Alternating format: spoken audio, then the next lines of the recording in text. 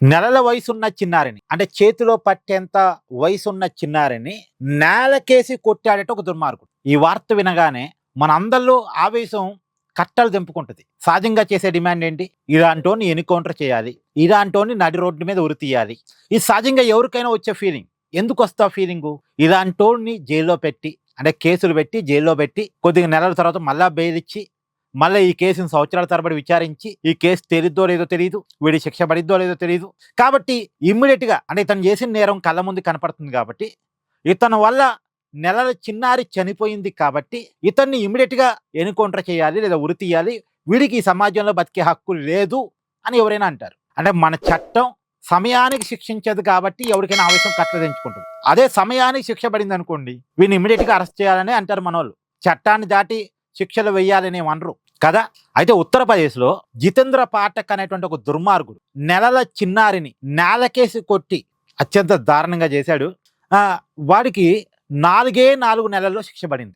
ఇలాంటోడి కోసం special court పెట్టి ప్రతిరోజు ఈ కేసును విచారణ తీసుకొచ్చి పోలీసులు కూడా అనేక కీలక ఆధారాలు వెంటనే తీసుకొచ్చి కోర్టులో సబ్మిట్ చేసి 4 నెలల్లో శిక్ష పడింది. నేను చెప్పేది అదే అండి, ఇలా నెలల్లో కనుక శిక్ష పడితే ఎవరికి కూడా ఎన్కౌంటర్ చేయాలనే డిమాండ్ ప్రజల నోటి నుంచి రాదు.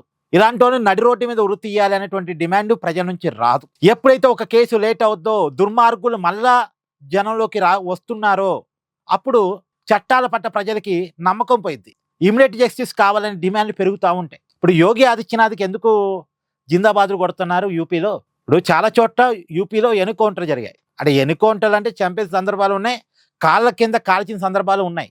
చాలా మంది నేరస్తులను వికలాంగులు చేస్తున్నారు అక్కడ పోలీసులు కాళ్ళ మీద కాల్చి. నిజానికి ఇది మానవ హక్కుల ఉల్లంఘన అనాలి. కానీ ఎందుకు యోగి ఆదిత్యనాథ్ ట్రీట్మెంట్ అంటే జనంలో క్రేజ్ ఉంది?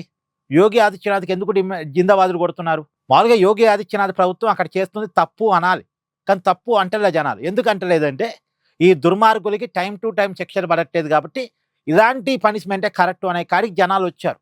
కానీ ఇప్పుడు నేను చెప్పింది కూడా ఉత్తరప్రదేశ్లో జరిగింది. 4 నెలల్లో శిక్ష పడేటట్టు యోగి ఆదిత్యనాథ్ ప్రభుత్వం చర్యలు తీసుకుంది, అది సక్సెస్ అయింది.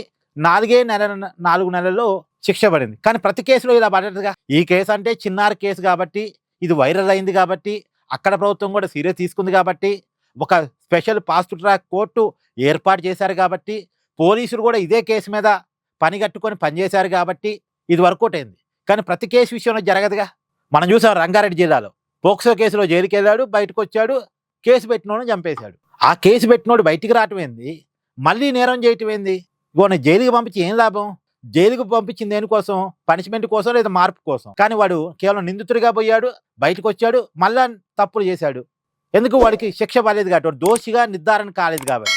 అదే దోషిగా నిర్ధారణ అయ్యి జైల్లోనే గడపాల్సి వస్తే వాడు బయటకు రావటం ఉండదు, మళ్ళీ నేరం చేయటం ఉండదు. వాడికి కూడా భయం వస్తుంది. కొన్ని సంవత్సరాలు జైలు శిక్ష పడింది అనుకోండి, అమ్మో ఈ తప్పుకి ఇంత శిక్ష పడింది, బయటకు పోయి నేరం చేస్తే ఇక నా జీవితం ఈ జైల్లోనే ఉంటుంది అనే భయం వస్తుంది. వాడిని చూసి ఇంకోటికి భయం వస్తుంది. అందుకే నేను అనేది, ఎప్పుడైనా ఒక కేసు పెట్టినప్పుడు ఒక 4 నెలలు, 5 నెలలు, 6 నెలలు లేదు ఒక 1 year ఈ టైం ఫ్రేమ్లో కేసు తేలిపోవాలి.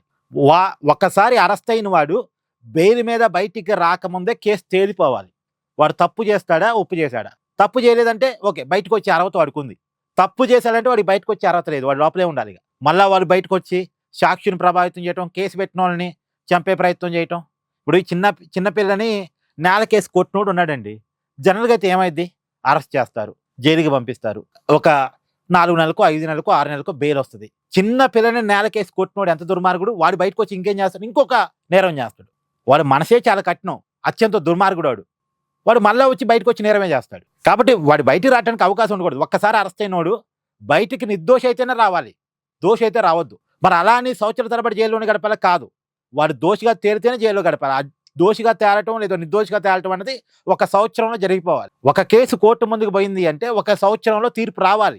ఆ విధంగా మన వ్యవస్థ మారాలి. అలా మారితేనే నేరస్తులకు చట్టాల పట్ల భయం వస్తుంది, ప్రజల్లో చట్టాల పట్ల నమ్మకం వస్తుంది. గాథ సాయికిస్తని లాంటి వాళ్ళని లాకప్ డెత్ చేయాల్సిన అవసరం పోలీసులకు రాదు. ఒక వ్యక్తిని ఎన్కౌంటర్ చేయాల్సిన అవసరం పోలీసులకు రాదు. ఎన్కౌంటర్ చేయమనే డిమాండ్ ప్రజల్లో నుంచి రాదు. నడి రోడ్డు మీద ఉరి తీయాలి అనేటువంటి డిమాండ్ ప్రజల నుంచి రాదు. మానవ హక్కుల సంఘాలు రోడ్డు మీదకి వచ్చి మానవ హక్కులు అని అడగాల్సిన అవసరం రాదు.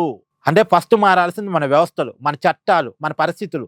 ఇది నేను అనేది. సో మొత్తానికి ఉత్తరప్రదేశ్లో ఒక మంచి జరిగింది ఏంటంటే 4 నెలల్లో దుర్మార్గుడిగా తేల్చి వాడికి శిక్ష పెట్టారు. వాడి పర్మనెంట్ జైలు, యావజ్జీవ కారాగార శిక్ష. సో ఇది మంచిది. Thank you. Please do like, share and subscribe this channel.